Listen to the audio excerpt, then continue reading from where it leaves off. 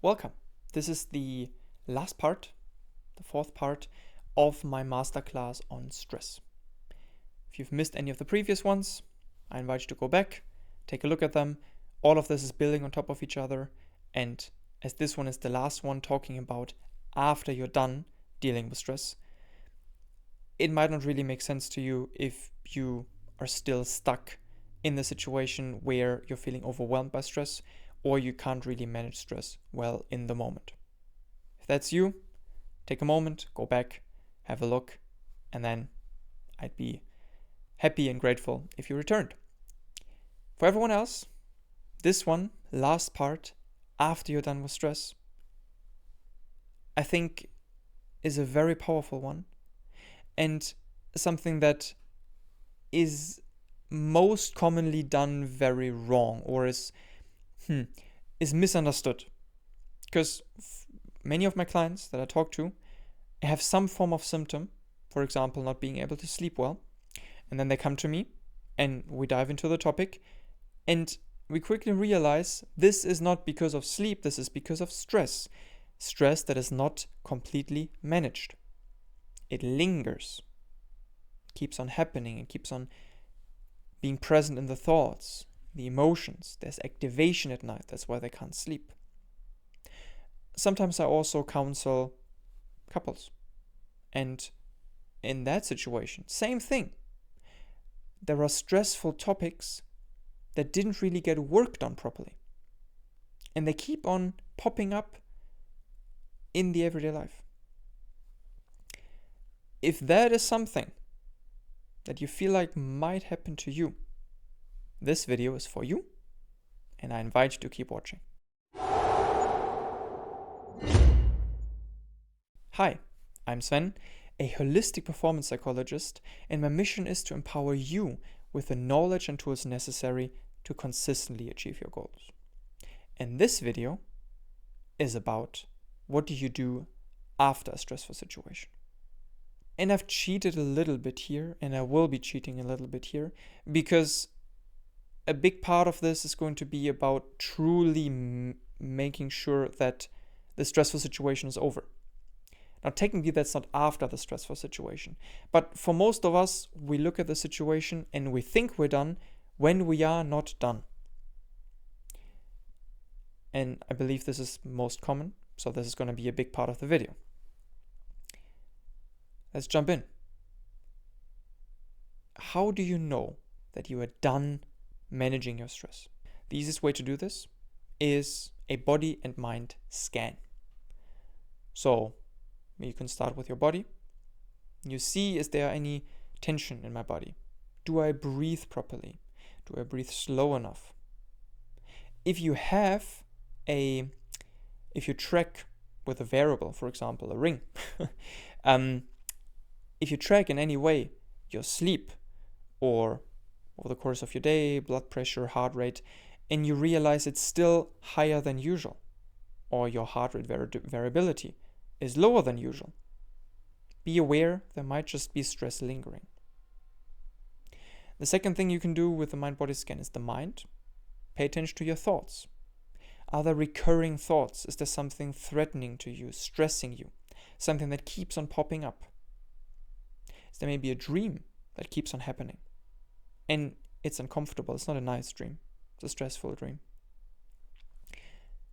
All of these are signs that there may be stress that you haven't properly worked through. Very important. So in a way, this is again, step 0, awareness.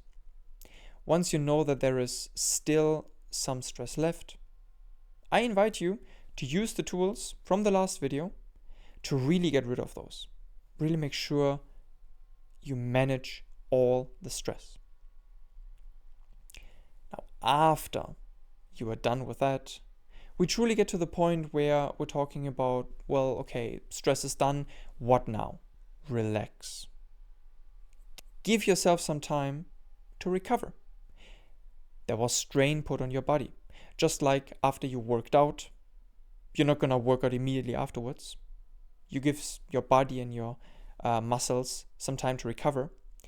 Same thing with stress. Give your entire organism some time to recover.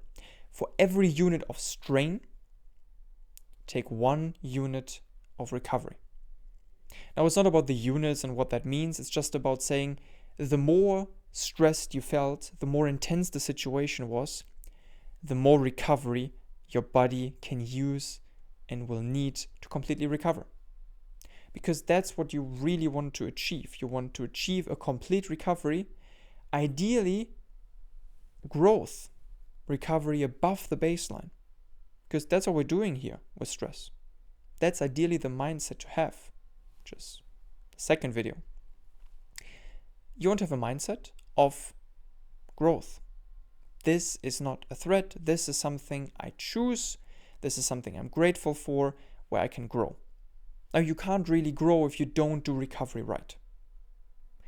And how can recovery look like? Typical things.